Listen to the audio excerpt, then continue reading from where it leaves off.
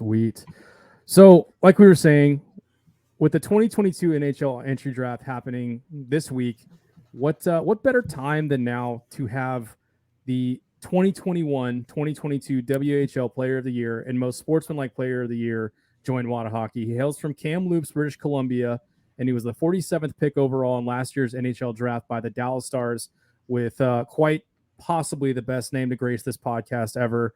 Welcome to the show, Logan Stankoven. Logan, dude, thank you so much for taking the time. How's the off season treating you so far?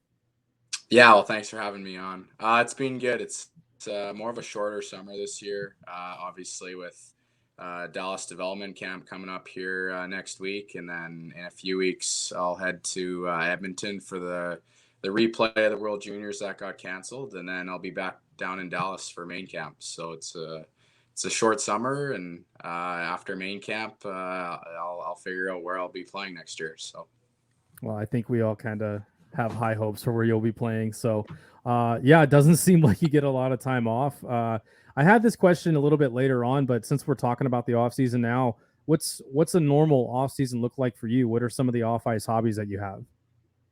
I like to golf lots, and I also have a pool in my backyard. So I'll kind of take some time off the ice, after my season's done, and a couple weeks away from the gym and ice, and then I'll slowly get back into the gym. And usually I take about a month off the ice. So right now it's been about a month, so I'm slowly starting to get back into the swing of things. And I have a golf membership, so I like to go with my buddies, whack the ball around a bit. I'm not very good, but working on that. And yeah, it's basically what I like to do in the summer. You piqued everybody's interest when you started talking about you said golf. Yeah. Okay. Patrick plays. Fink was playing this weekend. It's been a while since I've played, but I mean, we all try to swing a ball around. We get it. We swing through the fences and land in the bushes. Absolutely. I guess I went to Top Golf the other week with some work people. We had a retreat. You know what I mean? But what are you shooting, man? Like, what can we expect? You got do you play enough to keep a handicap?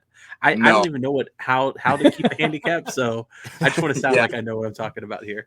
Yeah, no, I don't keep a handicap or anything, but usually I shoot from anywhere high 90s, low 90s, high 80s. So okay, that's respectable. I'm usually a bogey golfer. That's usually how I play. So if I can get in the 80s, it's a good day for me. You're pretty generous with the mulligans, like. No, not usually. Maybe once a game, if that. So I'm pretty. I don't like to let myself off the handle. I like to play a straight game and a fair game. So I guess that's kind of better the man than I between am. True athletes versus us weekend warriors. Yeah, the true dedication to it and unlimited amount of mulligans for us. Yeah.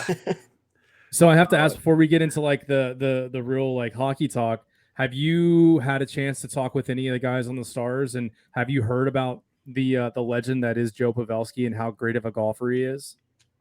I haven't really talked to many guys on Dallas. I always keep in touch with some of the prospects, but last year at camp, I was fortunate enough to meet Dennis Gurianov, Jason Robertson, Jake Ottinger, Pavelski.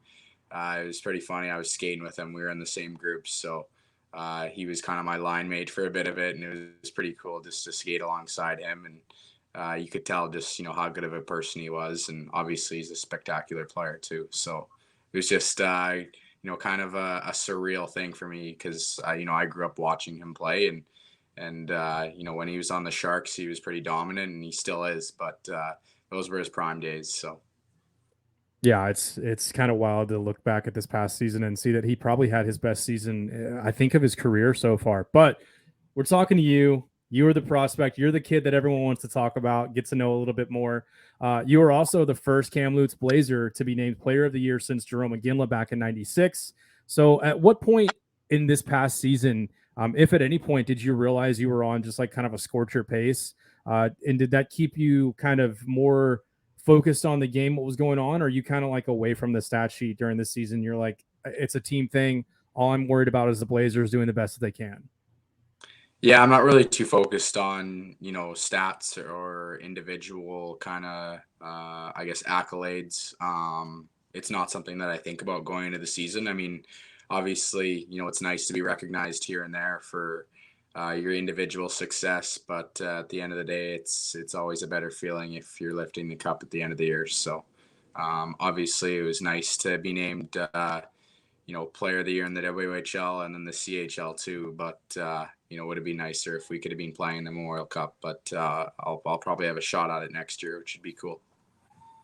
It's funny. It kind of leads into my next question because you've kind of solidified yourself. With the name Logan Stankoven, it's just hard to forget a name like that, especially when you're a Stars fan. We've had some pretty unique names come through the system.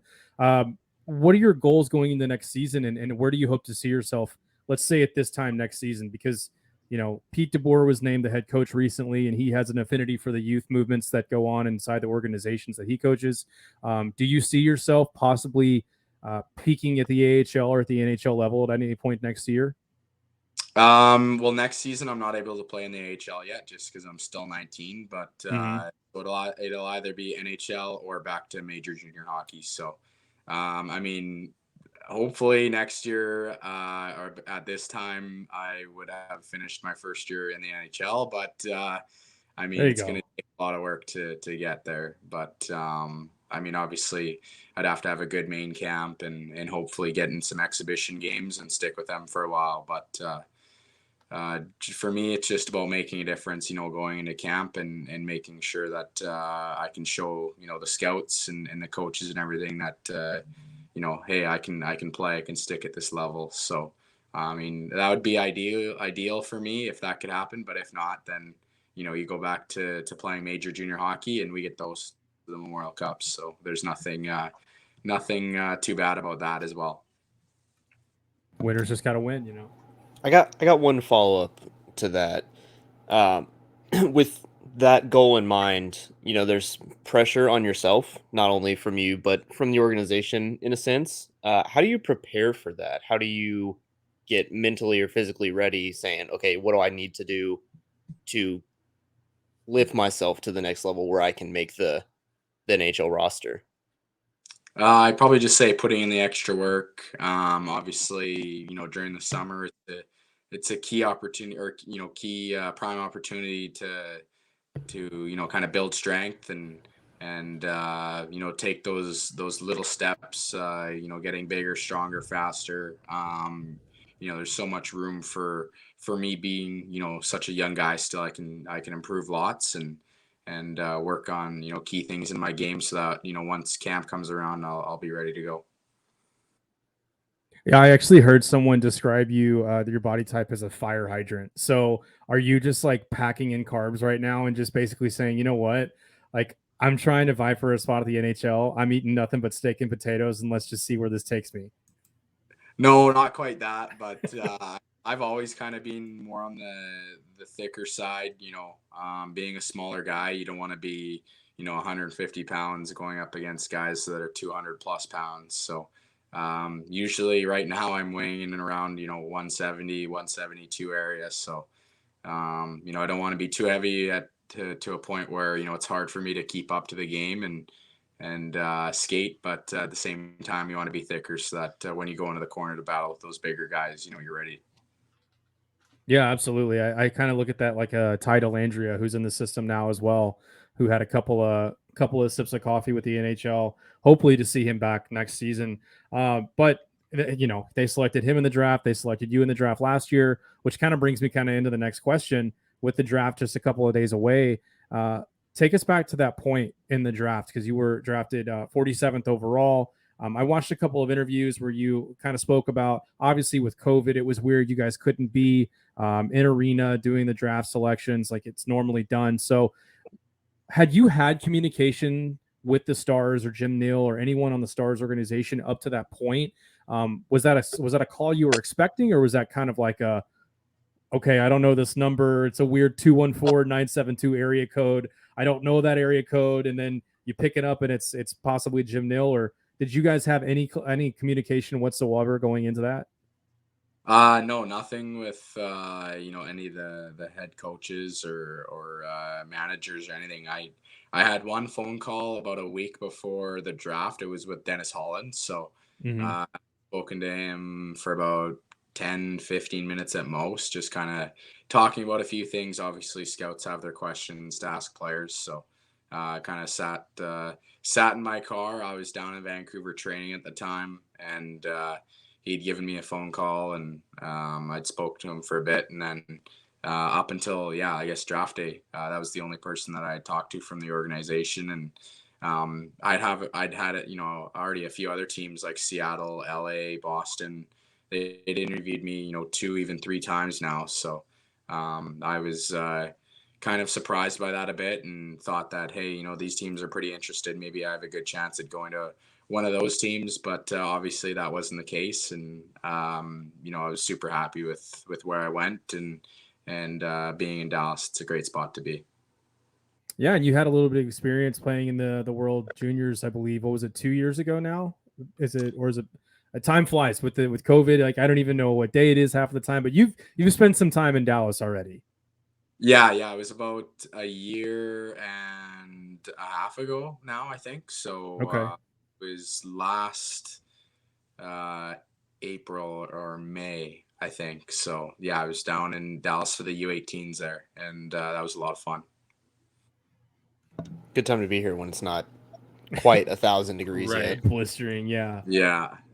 Like You're gonna have it to get is used now. to that, unfortunately. So you mentioned you got to skate with Pavs and Robertson and Gurionov and Otter. Which player excites you the most to possibly play with in the next few years? Anyone in particular?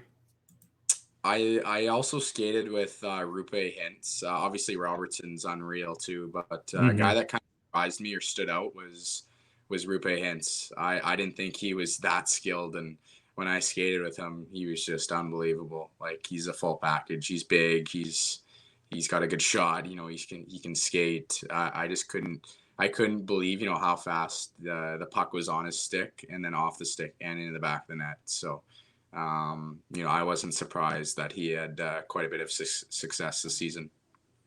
It's the hair too. He grew out his hair Right. and then he It's the cut it. flow. So it's Yeah. the flow. I mean, I think he should bring the flow back. It's a stellar distraction on the ice for everybody that's around him. So it makes sense. That's right.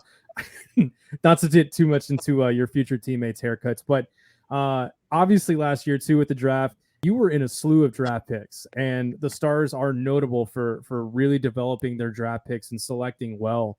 So with the guys that are still kind of in that prospect phase of their career, like yourself, in that same realm of who are you most excited to play with that's on the roster now? Who are you most excited to see up on the roster alongside of you? I mean, obviously there's Maverick York, there's Wyatt Johnson, but is there somebody, maybe one of them that stands out that you just look at and go, I can't wait to be on the same line with them?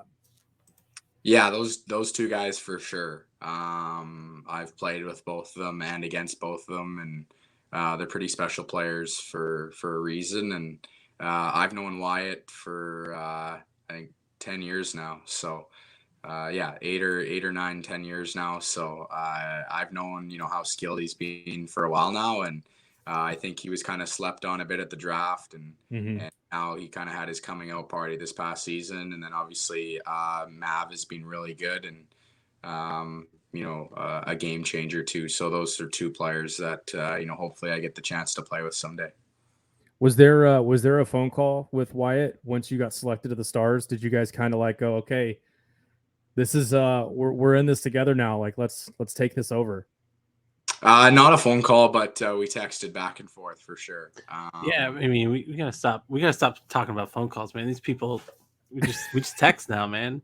I mean, I guess I don't know. Voice memos a thing now. I don't Did, I hate. did you phone send calls. Did you send him a Snapchat? Yeah. Yeah, Snapchat, IG, Twitter.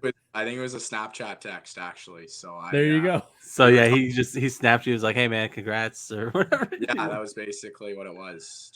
We just congratulated each other, and basically said that we were looking forward to seeing each other at camp. So Yeah, right on. Kind of growing up, man. Who was your idol?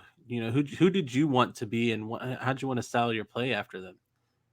When I was really young, I was a huge fan of Mike Camilleri, who played for Montreal there, and I think he played in Calgary and LA too. But I was a huge fan of just him being a smaller guy, could put the puck in the net, and then obviously Crosby. I mean, who doesn't like Crosby? He's just a good role model. Obviously, one of the best players to ever live, and those are definitely two guys growing up I liked. But now I'd probably say Braden Point or like a Cole Caulfield. So. Okay. Yeah, Cole Caulfield out of nowhere, just been lights out. Should have never sent him back down, by the way. Should have never sent him back down. Yeah, exactly. Let's transition away from hockey for a little bit. Okay. Asked you quite a few, but we want to know Logan Stankoven, the person, not just the hockey player. Any favorite foods that you're looking forward to down in Dallas? Do you know too much about the food down here? Are you looking for recommendations? I love my Mexican food, and obviously Texas is right on the border there. So yeah, I'm huge into tacos and burritos and stuff like that. So if you guys have recommendations, you're in trouble. Have you ever had a Mexican pizza from Taco Bell? No, we don't have those up here.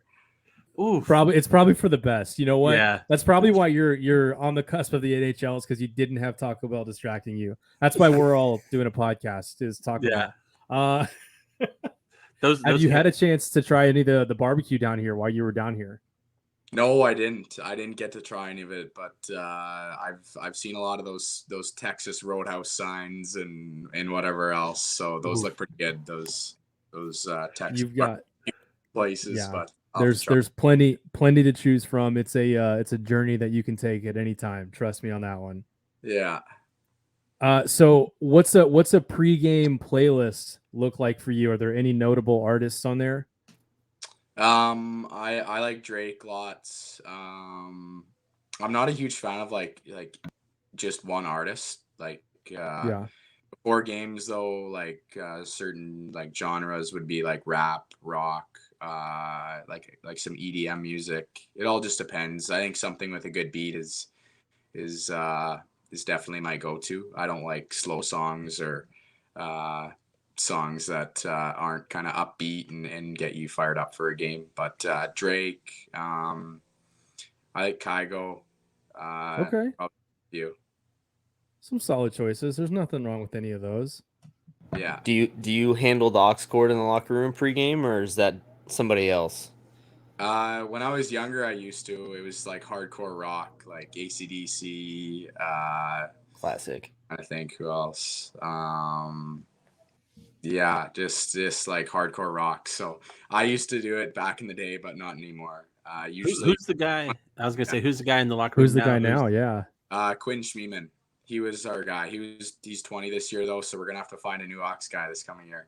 You might have to take it back. Take it back. Yeah, you never know. Yeah, you're gonna have to get that torch and then pass it on to the next guy. Yeah, the guys like your number's called. Yeah, the guys like my music because I've played it a few times, like for practices and stuff. But I just hate being that guy that has to go check his phone every couple minutes to choose what song. Like usually when I'm at the rink, I don't like to touch my phone. I just go and do my pregame routines and stuff. It's a lot of pressure. I've done it for a couple of skates down here, not nearly on the same level, but yeah, it's a lot of pressure. We get a lot of Taylor Swift requests, which really doesn't get me going. So I usually change the mood to a little Shania Twain. It's just why we were never ever. It's hard to please everybody because everybody likes different music. So yeah. Before Patrick gets into his classic question, I do have a question too. Are you watching any shows right now? Me and the boys were having a little chat about Stranger Things before this. So Are you caught up on Stranger Things? Are there any shows that we need to be on the lookout for that you're watching right now? Stranger Things, you guys nailed it. Of Stranger Things. So good. I haven't watched the newest season that just came out like a few days ago. So I'm gonna have to I was gonna say. But I've watched everything up to date until it got released July 1st, I think. So yeah. Oh yeah, part 2. Canada Day. Hey, speaking of, happy belated Canada Day. There you go. Yeah. Yeah, and Yeah. happy 4th of July, I guess, to you guys. It was Yeah, yesterday. it's a little tradesies. Yeah. Yeah. July 5th. Yeah. So okay, what's a normal Canada Day look like for you? Because for us down here for July 4th, it's just a bunch of ruffians popping off fireworks until 2 a.m. This year was a bit different. I was actually down in the States. I wasn't even in Canada for Canada Day. I was Oh, in Seattle with my family for just a little family vacation. Caught a Seattle Mariners game and then did some shopping. So, yeah, I wasn't even in Canada for Canada Day. that was the most American Canada Day you could have celebrated with shopping and Yeah. baseball. Yeah, What'd you think of the Mariners Stadium? it's awesome. I love it. It's unbelievable. I can't believe just how many food vendors there are. Like, it's insane. It just goes on and on. And yeah, we had some pretty bad seats to start off with, but you wait until about the 3rd or 4th inning, and then you can move to wherever because most people are Veteran, Yep. veteran move. Is that Veteran Petco? move.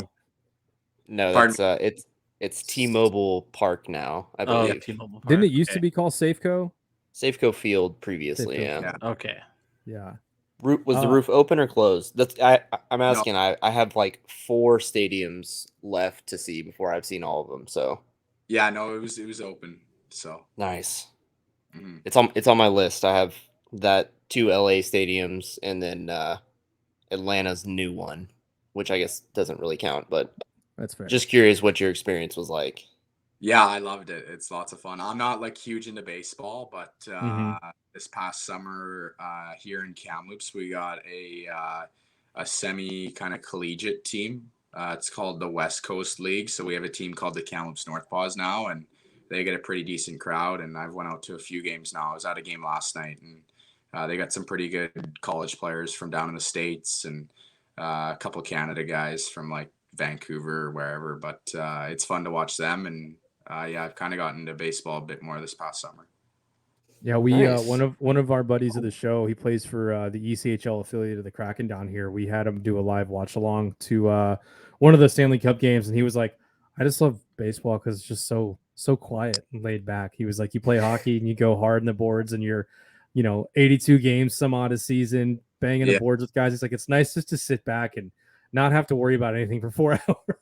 Yeah. Muck it up in the dugout with all the other guys. Just Yeah. have fun. Yeah, exactly. It's nice to be a fan for once because during the season it's a grind. You're playing lots of games, and it's nice just to kind of relax and sit back and yeah, be a fan for once. Are you Have you are you taken a like? I was gonna say, have you taken a liking to the Texas Rangers yet? Yeah, I was gonna say, have you had a chance to visit the ballpark down here yet? Yeah. For main camp, I went down and watched a game with a bunch of the other prospects. We watched, I think it was the Rangers played the Angels, so that was a cool game to catch. All right.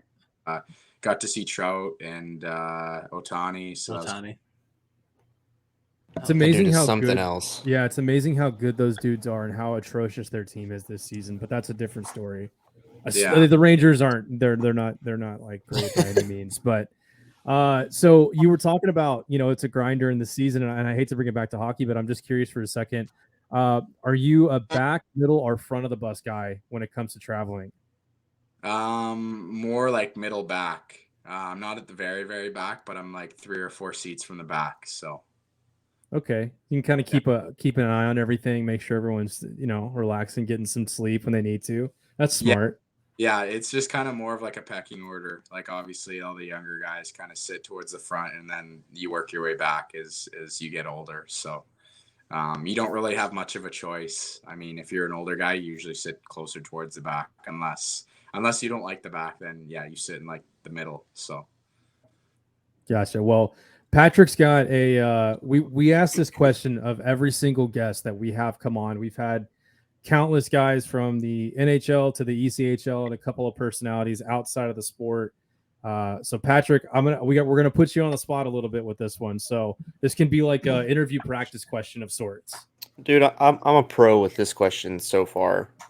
So let's say a movie is being made about Logan Stankoven, and you get input during the creative process during casting. Who would you select to play yourself in the movie about you?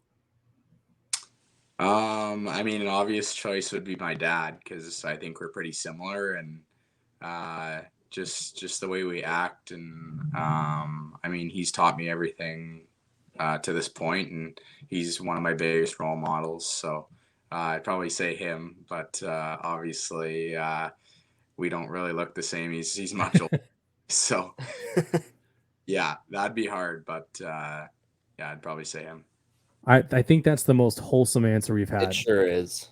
because we've had like Bradley Cooper and Zach Galifianakis and all different answers. So that was by far the most wholesome answer that we've had to that question. So congratulations on that. You now have that Yeah. award to add to your trophy case that will continue to grow. Sweet. So, okay, the name we have to, because Stankoven is one of, like I said, if not the most unique name to come through the organization. It might be one of the most unique names in the NHL. What do the boys in the locker room call you, and what can we kind of like try and push on the Stars fans once you make it to the show to kind of say, hey, no, he doesn't like to be called the Oven. He prefers like this. Yeah. Usually most of the guys just call me Stank or Stanky. Love my that. last name is, a lot of people say it differently, but it's actually Stankoven. Some people say Stankoven, or what's another one? Stankoven. I've heard like Stanakoven. Some guy at the U18s, one of the broadcasters, was calling me Stanakoven, like Stan Coven, which doesn't make any Throwing sense. an eye in Yeah, there. killer research. Yeah. Yeah, so it's just Stankoven, and my grandpa, I believe, was born in Slovakia, so it's more of a Slovakian last name.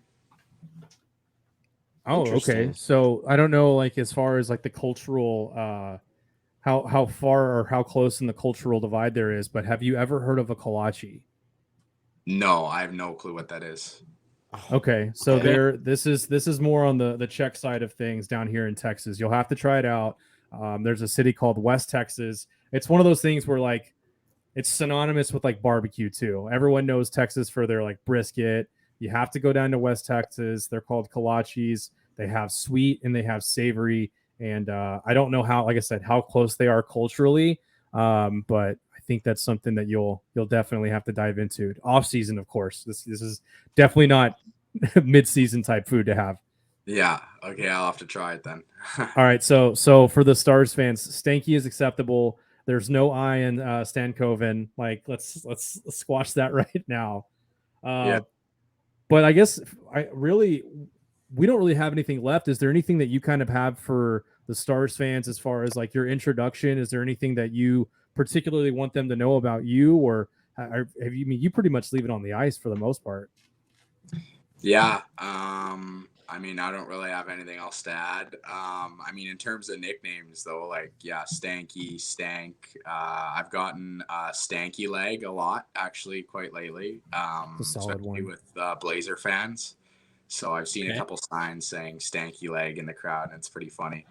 But yeah, no, I just try and let my on ice performance do the talking for myself. Love it. Well, I actually did have one other non-hockey question. Oh boy. Since you mentioned you're still rocking the Xbox One, what's in the game rotation lately?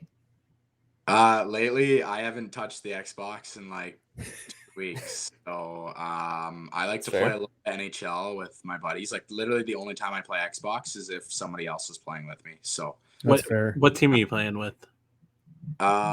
Depends. I mean, obviously Dallas. Like, how can you? There you not go. Dallas? But, Okay, yeah. That's the politically correct answer. Right. Yeah, and then I like to play a little bit of, even though it's old, I used to play lots of Fortnite with my buddies, but not so much anymore. That's fair. It's kind of hard with, I don't know how old your Xbox One is, but mine is like a day one, and I can't play really anything. All these new games have such high system requirements that I like, and playing on a big screen TV is just a nightmare. Yeah, so we got to get you an upgrade. I wish. Well, Jason, do you have anything else? Man, nothing I can think of. Honestly, Logan, dude, we just appreciate you coming on and sharing a little bit of your time with us. I guess I do have one more question. What would be your advice for anyone that gets drafted this year? Just being fresh out of it, still really being in the beginnings of your career. Do you have any advice for someone that's about to get that call on Thursday? I think just don't worry about the number you go or what team you go to. It's more about your development afterwards and what you can do at camp and in the exhibition games. I mean, obviously, if you're drafted, you're selected for a reason, and there's a lot of eyes watching you and stuff. So I just think, make sure that you're doing the right thing every day, both on and off the ice.